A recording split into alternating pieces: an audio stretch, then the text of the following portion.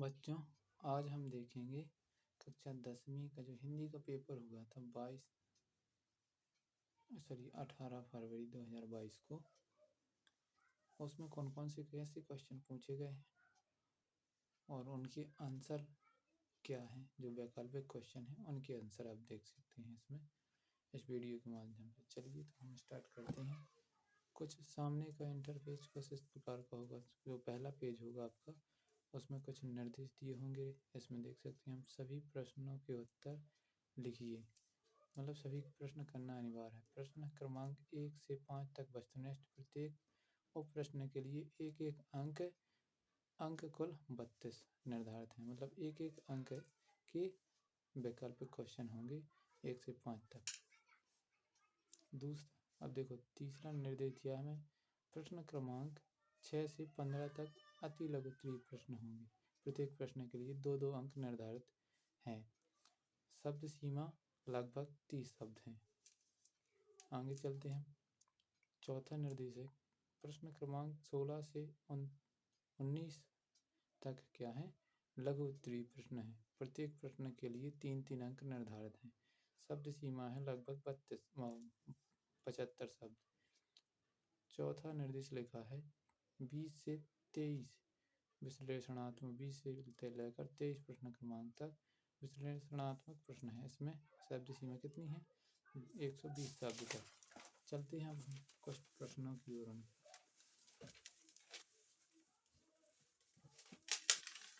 देखिए इसमें जो प्रश्न क्रमांक पहला था, पहले में कौन कौन से क्वेश्चन आए हुए हैं वो देखते हैं। तो पहले में सही विकल्प चुनकर लिखिए। पहला है, सूरसागर के रचनाकार कौन है। सूरसागर के रचनाकार हैं सूरदास जी। प्रवंचना का शाब्दिक अर्थ क्या है। शाब्दिक अर्थ लिखिए। मतलब तो शाब्दिक अर्थ है इसका धोखा देना। करुण रस का स्थायी भाव शोक है। शहर के मुख्य चौराहे पर नेताजी सुभाष चंद्र बोस की प्रतिमा लगा दी गई। किसके द्वारा लगाई गई थी, प्रशासनिक अधिकारियों द्वारा। दशानन में कौन सा समास है, तो दशानन में बहुव्रीहि समास है। अगला है, भोलानाथ का असल नाम था, क्या था, तारकेश्वर नाथ। इसमें उत्तर हो जाएगा इसका तारकेश्वर नाथ। अब चलते हम जोड़ियों की ओर। इसमें कुछ जोड़ियां दी गई थी। दूसरे प्रश्न क्रमांक 2 में है, जोड़ियां मिलेंगी आपको। सब संस्कृति इसकी जोड़ी है इससे, भवंत आनंद कौत्स्यायन, पहले का लास्ट वाला। आ नंबर का कन्यादान का ऋतुराज। कन्यादान का ऋतुराज मैं क्यों लिखता हूँ कि लेखक हैं अज्ञेय। अधिक बोलने वाले को क्या कहते हैं, वाचाल। प्रत्येक चरण में 16-16 मात्राएं हैं। चौपाई छंद। नाच न जाने आंगन टेढ़ा, ये एक लोकोक्ति है। अब चलते हैं सत्य सत्य की ओर। तो इसमें सत्य सत्य है, सूरदास वल्लभाचार्य जी के शिष्य थे, ये सत्य है। मूरत मधुर मनोहर देखी पंक्ति में यमक अलंकार है, ये असत्य, क्योंकि इसमें कौन सा अलंकार है, अनुप्रास अलंकार है। भगवान शाक्य मुनि अपना धर्मोपदेश प्राकृत भाषा में देते थे, ये सत्य है, क्योंकि वे प्राकृत भाषा में ही अपने उपदेश देते थे। न्याय के अनुसार आचरण करना न्यायशीलता है, ये सत्य है। मृदंग एक तरह का वाद्य यंत्र है, यह भी सत्य है। एलिजाबेथ द्वितीय जापान की रानी थी, ये असत्य है, क्योंकि वे ब्रिटेन की रानी थी।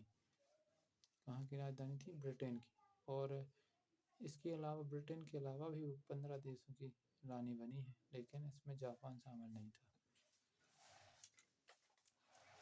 अब देखते हैं प्रश्न क्रमांक 4 में खाली स्थान दिए गए हैं। दुख है न चांद खिला, खालिस्तान रात आने पर। तो कौन सी रात आने पर, शरद रात आने पर। लेखक स्वयं प्रकाश जी का जन्म खालिस्तान में हुआ था। कहाँ पर, इंदौर में हुआ था इनका जन्म। फादर कामिल बुके की जन्मभूमि कौन सी है, बेल्जियम थी। लेखिका मनु भंडारी का जन्म खालिस्तान गांव में हुआ था, तो भानपुरा गांव में हुआ था। 16 छतों वाला घर खालिस्तान किसकी रचना है? ये कमलेश्वर की रचना है। समास के प्रकार होते हैं, 6 प्रकार के होते हैं समास। सोरठा छंद में चरण होते हैं, 4 चरण होते हैं। इसके अलावा आप चलते हैं आगे।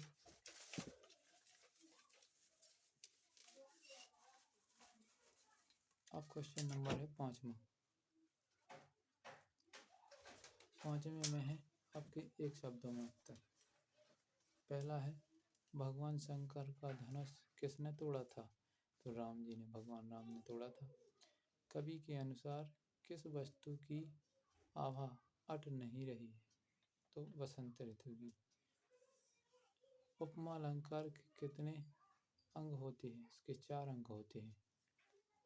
खूब लड़ी मर्दानी, वह तो झांसी वाली रानी थी, मैं कौन सा रस है? तो वीर रस है इसमें। जो शब्द सबसे कम समझ में आते हैं और जिसका प्रयोग होता है सबसे अधिक, उन्हें क्या कहते हैं? तो सभ्यता और संस्कृति ये सबसे ज़्यादा कम समझ में आती है, इनका उपयोग होता है बहुत अधिक। जापान के हिरोशिमा में कौन सा बम गिराया गया था? तो परमाणु बम गिराया गया था। अब चला जाए किस प्रकार का वाक्य है? ये एक तरह का भाववाच्य वाक्य है। अब देखते हैं हम आगे 2 नंबर वाले प्रश्न। छायावादी काव्य की कोई 2 विशेषताएं लिखिए। तो इसमें छायावादी काव्य की कोई 2 विशेषताएं लिख देनी थी। भक्तिकालीन काव्य की कोई 2 विशेषताएं लिखिए। दोस्तों इनके उत्तर किस प्रकार देना है ये आगे वाले वीडियो में आप देख सकते हैं। आने वाले वीडियो में आपको ये सब मिल जाएंगे इनके उत्तर। मैं एक आंसर शीट बनाऊंगा इसकी। कक्षा 10वीं का जो हिंदी का पेपर है इसकी आंसर शीट बनाऊंगा। आप उसमें देख सकते हैं कि पेपर को आखिर हमें किस प्रकार लिखना चाहिए, और लिखने से भी काफ़ी अच्छे नंबर मिलते हैं यदि हमारा आकर्षक लिखा हुआ है तो। उद्धव के व्यवहार की तुलना किन किन से की गई है? ये क्वेश्चन आया हुआ था। लक्ष्मण द्वारा वीर योद्धा के संबंध में बताई गई 2 विशेषताएं लिखी। लक्ष्मण ने जो वीर योद्धा की विशेषता बताई थी वो लिखना है। ये आया था कवि परिचय तुलसीदास और जयशंकर प्रसाद की काव्य विशेषताएं निम्न बिंदुओं पर लिखी हैं। 2 रचनाएं और काव्यगत विशेषता। अब चलते हैं आगे की ओर।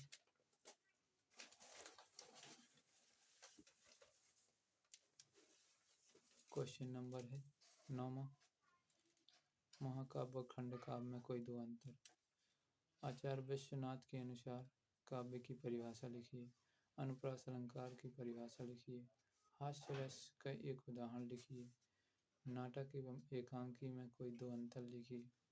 आत्मकथा और जीवनी में कोई 2 अंतर लिखिए।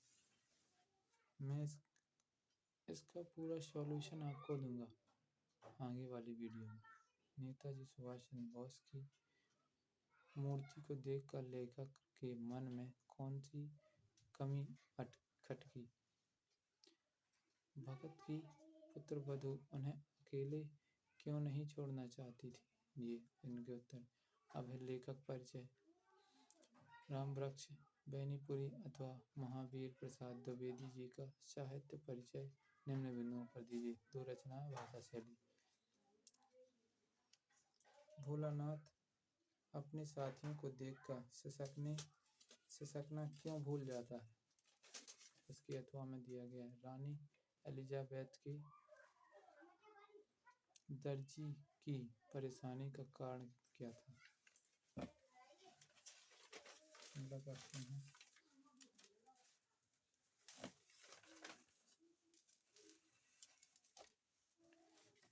निम्नलिखित मुहावरों का अर्थ लिखकर वाक्य में प्रयोग कीजिए। नंबर पहला है 9 2 11 होना, आंखों का तारा। इसके अथवा में है निम्नलिखित का समास विग्रह कर समास का नाम लिखिए।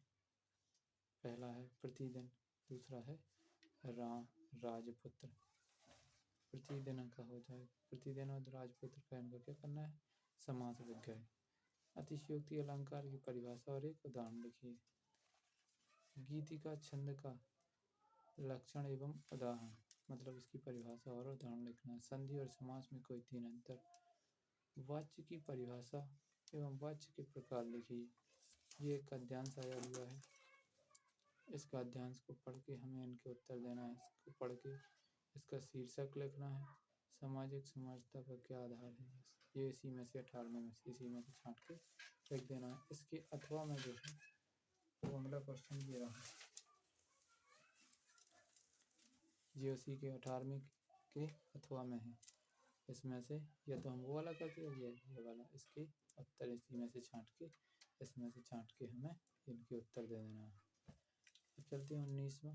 निम्नलिखित विषय में से किसी एक विषय पर संवाद लेखन कीजिए। अर्थात इस पर थोड़ा सा हमें लिखना है, क्योंकि ये 3 नंबर में है।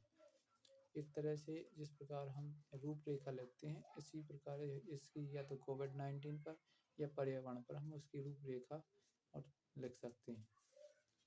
20वां क्वेश्चन, निम्नलिखित पद्यांश की सप्रसंग व्याख्या कीजिए। इसमें प्रसंग, संदर्भ, प्रसंग और व्याख्या इसकी करनी है। ये कुछ हमें पंक्तियाँ दी गई हैं, इन पंक्तियों को देखकर हमें प्रसंग और व्याख्या लिखनी है। अथवा इसकी ये 2 लाइनें दी गई हैं, ये 2 पंक्तियाँ, इनको हमें समझ करके इनके बारे में लिखना है। प्रसंग कहाँ से ली गई हैं।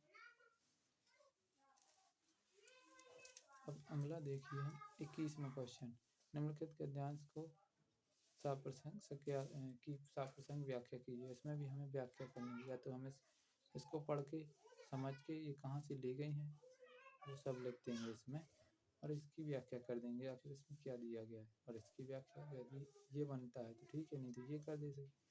इन दोनों में से कोई एक कर देना। ऐसे इसमें देखो, अब आया एप्लीकेशन लाउड स्पीकर बंद करने का निवेदन करते हुए जिले के जिलाधीश महोदय को आवेदन पत्र लिखिए। या तो हम ये कर सकते हैं या दूसरा कर सकते हैं, अपने बड़े भाई के विवाह के में सम्मिलित होने हेतु अपने मित्र को पत्र लिखिए। 23वां, निम्नलिखित में किसी एक विषय पर लगभग 120 शब्द में अनुच्छेद कीजिए। मतलब इनमें से किसी एक पर निबंध लिखना है हमें, अनुच्छेद करना है, मतलब इसका वर्णन करना है किसी एक पर। आँखों देखा खेल का वर्णन, कोई जैसे हमने कोई भी खेल देखा है, जैसे क्रिकेट देखते हैं तो हमने जो देखा है उसका वर्णन करना है। विज्ञान, वरदान भी अभिश्राप भी, इस पर विज्ञान के एक तरह से चमत्कार बताना है। राष्ट्रीय शिक्षा नीति, इस पर NEP पर हमें या इनमें इन 3 टॉपिकों में से किसी एक पर निबंध लिख देना है।